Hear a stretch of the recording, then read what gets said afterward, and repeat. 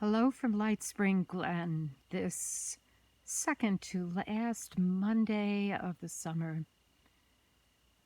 Today, seated here in the hemlock grove, which is the setting of the poem of Mary Oliver's I'll share with you, and it is so the perfect place to speak to you the poem 5 a.m. in the Pinewoods. So before I get to that, just to give you a look, you can concentrate on just enjoying these beautiful hemlocks. That, boy, when I arrived here and came out and see them from the house, and they got to come out and just come up on this little knoll and be astounded that these were going to be my neighbors. So each and every day that I am here, I have the opportunity to be out amongst them. There was a poem that had come to me as a perfect one to share as well, of a poet that I am absolutely sure Mary admired herself when she was still with us, a poem of Wendell Berry's, so I will be sharing that one too. So holding this steady now as I share with you 5 a.m. in the Pinewoods by Mary Oliver. And there might even be a deer poking its head around one of these. So if you see one, you could let me know, because I'm concentrating on remembering all of the poem to share with you. Starting again, Mary Oliver's poem 5 a.m. in the Pinewoods. I'd seen their hoof prints in the deep needles and knew they ended their long night under the pines, walking like two mute and beautiful women toward the deeper woods. So I got up in the dark and went there. They came slowly down the hill and looked at me sitting under the blue trees. Shyly, they stepped closer and stared from under their thick lashes, and even nibbled some damp tassels of weeds. This is not a poem about a dream, though it could be. This is a poem about the world that is ours, or could be.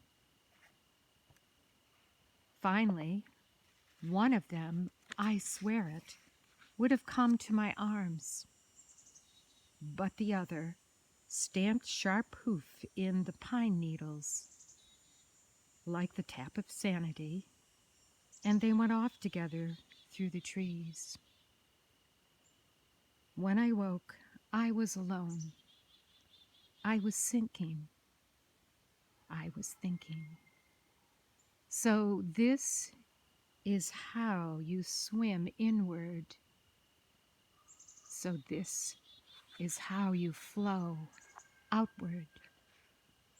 So this is how you pray.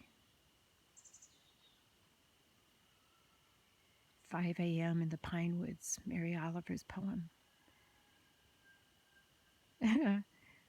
Not a wild animal in the distance. The roosters who live down the road now, it may be at their voices will be picked up. I'm hearing chickadees nearby. And this particular video is dedicated to all the wild ones with whom I share this place. And there are so many lovely ones. Most recently, the little green heron visiting the pond. And you can just have a look down the hill to see the pond. I'm up here among the pines. So in honoring all of these beautiful ones who are neighbor to me and who allow me sometimes to really see them up close, including those lovely deer, this was a poem in their honor that I wanted to share. And I'm going to close today's video with Wendell Berry's wonderful poem that I'm sure Mary would be happy to share the stage with this day.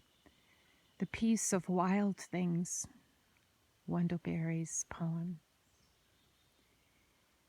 When despair for the world grows in me, and I wake in the night at the least sound, for fear of what my life and my children's lives may be,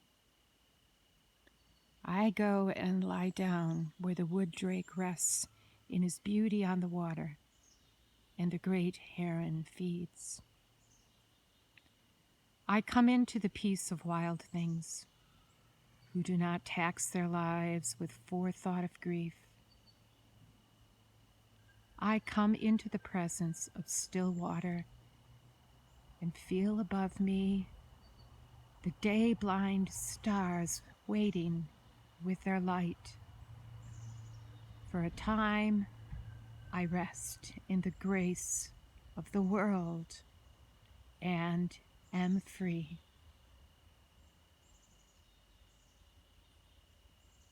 As Mary wrote in her poem, this is a poem, both are, about the world that is ours, or could be. Thanking both poets for their wonderful insights and word weaving and gift to us of their poems. Mary Oliver and Wendell Berry.